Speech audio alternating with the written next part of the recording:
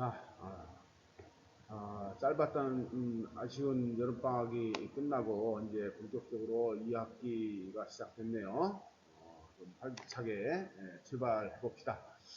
자, 여러분들 생명활동과 에너지 두 번째 단원이죠. 영양소의 흡수에 대한 단원이 되겠습니다. 자, 영양소의 흡수 단원에서는 이제 소화라고 하는 개념을 여러분들이 이해해야 되는데, 소화라고 하는 건 뭐냐면, 우리가 이제 사람이 음식물을 먹는데, 그 음식물을 체내로 흡수해야 돼요. 이 말이, 여기 체내로 흡수한다. 이 말이 여러분들이 좀 이해가 안 되는 학생들이 있을 텐데, 자, 우리 이제 사람을 모형적으로 좀 간단하게 그려봅시다. 사람이 이렇게 이제 사람이 이렇게 있으면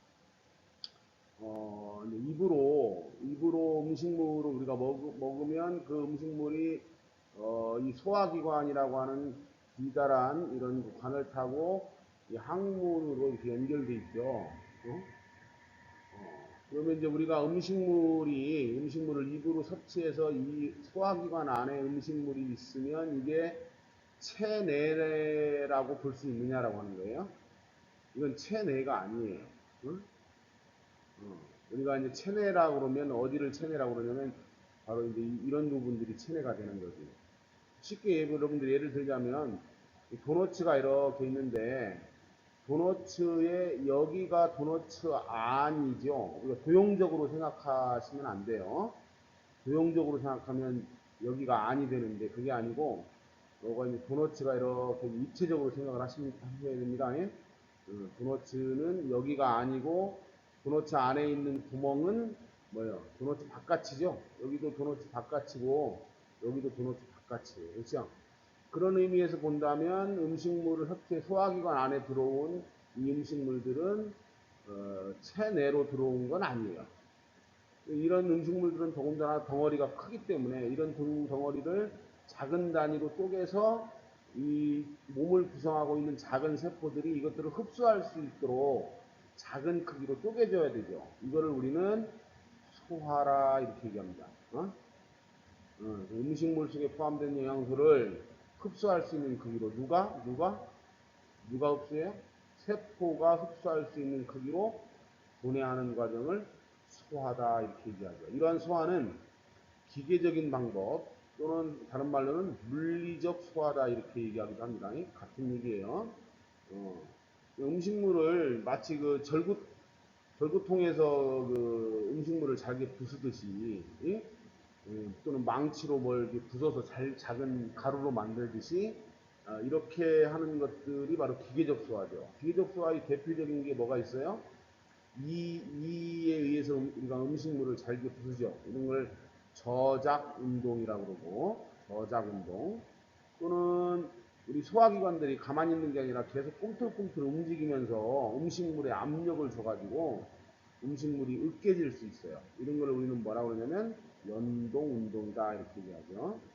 그래서 이제 기계적 소화에 해당하는 것은 바로 이빨, 이의 저작 운동하고 소화기관의 연동 운동에 의해서 기계적 소화가 일어나는데 이러한 방법으로는 음식물이 큰 음식물 덩어리가 작은 음식물 덩어리로 예를 들면 녹말 덩어리가 큰 것이 녹말을 잘게 여러분들 망치로 부신다고 생각해 보세요.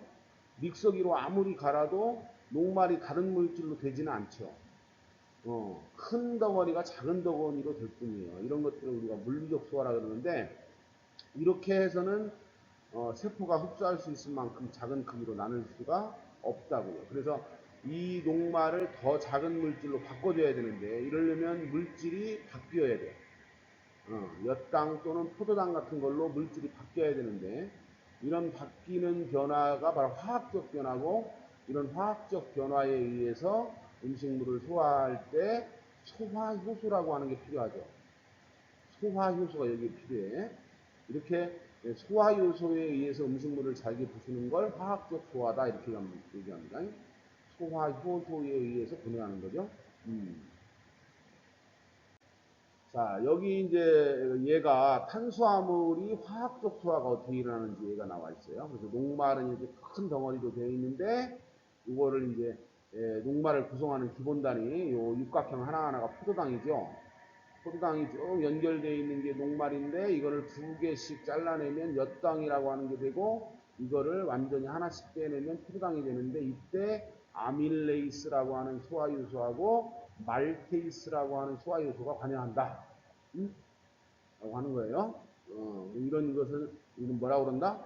화학적 소화라고 그런다. 이게 지금 화학적 소화가 일어나고 있는 겁니다. 음. 다음 단백질도 역시 마찬가지죠. 단백질도 분자가 굉장히 복잡한데 기본 단위가 뭐예요? 여기 네모난 요 색칠되어 있는 게 이게 바로 아미노산이죠. 아미노산이 기본 단위야. 그래서 이런 아미노산들을 쭉 연결한 게 단백질이라고 하는 커다란 물질인데 이것들이 처음에 위에서 펩신이라고 하는 소화효소가 분비돼 가지고 이걸 중간중간 토막을 내요. 그 다음에 이자에서 트립신이라고 하는 소화효소가 분비돼 가지고 또 이 토막을 더 작은 토막으로 내죠.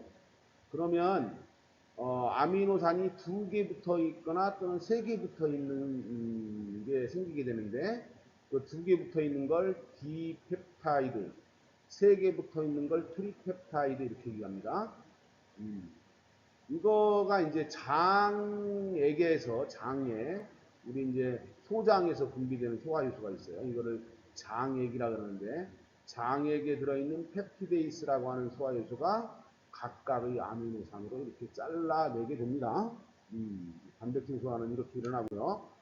다음에는 지방은 여러분들 알다시피 여기 보면 그리세롤 이게 그리세롤이죠. 막대 모양으로 된 게. 그 다음에 지방산 3개가 이렇게 연결된 게 이게 중성지방이에요. 지방. 얘를 분해하는 효소는 라이페이스라고 하는 효소인데 이 라이페이스라고 하는 효소는 요 지방산 2개를 잘라내요. 그래서 여기 보면 그리세롤 한 분자에 지방산 한 분자가 연결되어 있는 거를 모노글리세리드라고 그러는데 요거 하나하고 지방산 2개 떨어져 나왔다. 유리라고 하는 게 떨어져 나왔다 그러는데요.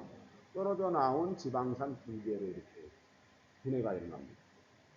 이건 화학적 소화죠. 그런데 여러분들 우리가 음식물을 먹을 때 주로 물을 많이 같이 섭취하죠.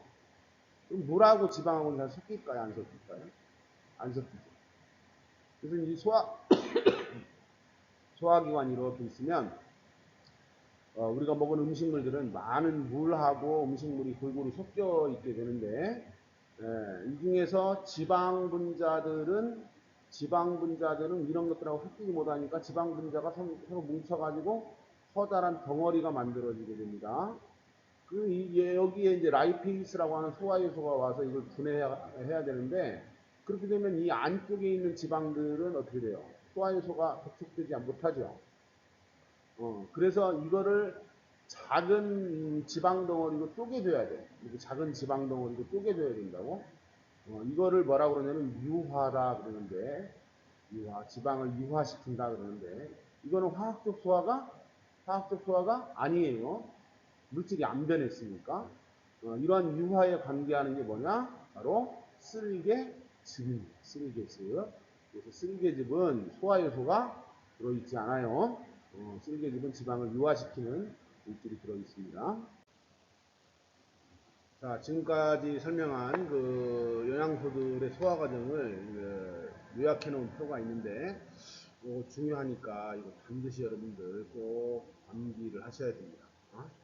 이해를 하셨으면 반드시 암기하셔야 됩니다. 다음에는 영양소가 소화기관에서 흡수된 다음에 우리 온몸에 어떻게 전달되느냐라고 하는 문제예요. 다음 페이지.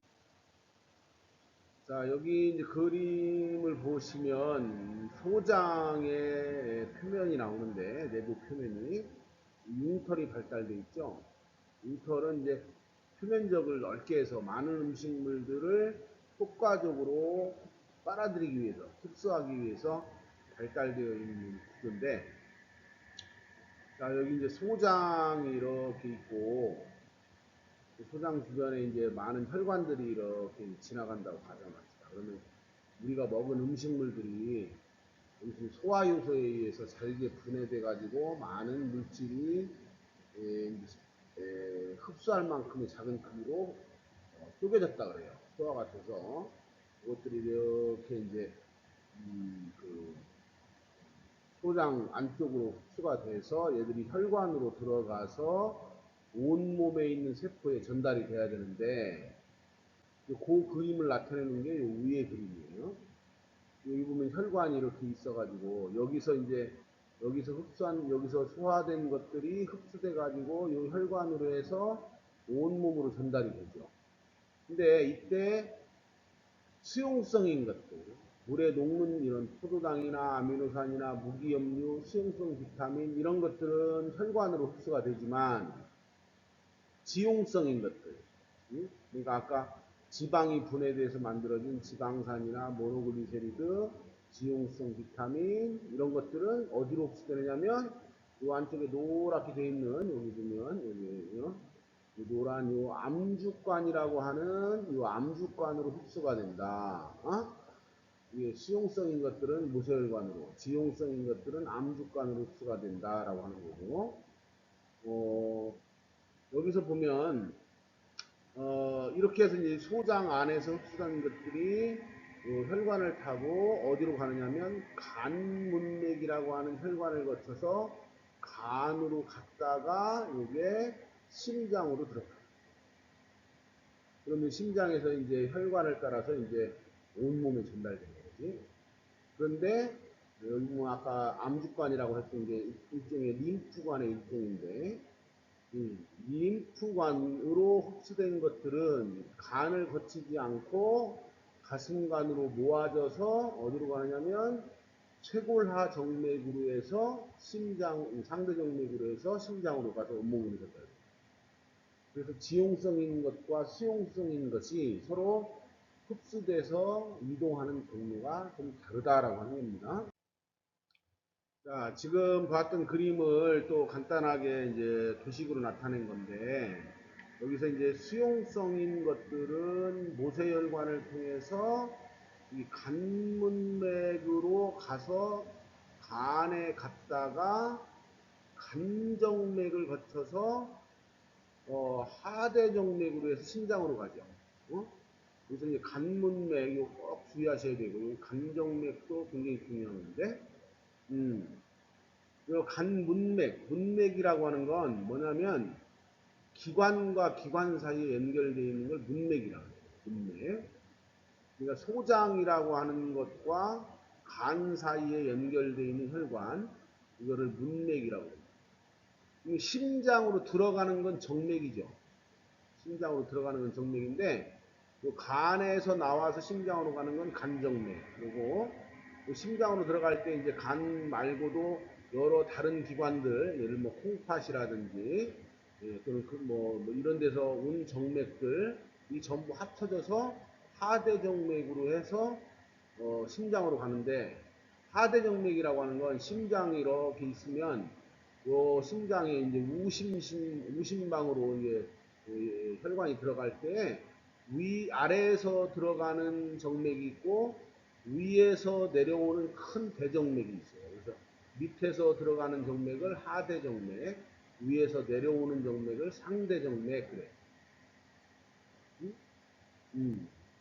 자, 그리고 여기 밑에 이제 지용성인 양분들은 암주관으로 해서 가슴 림프관이라고 하죠. 이게 가슴관으로 해서 아까 그림에는 이걸 쇄골하 정맥 그랬는데 같은 말이에요.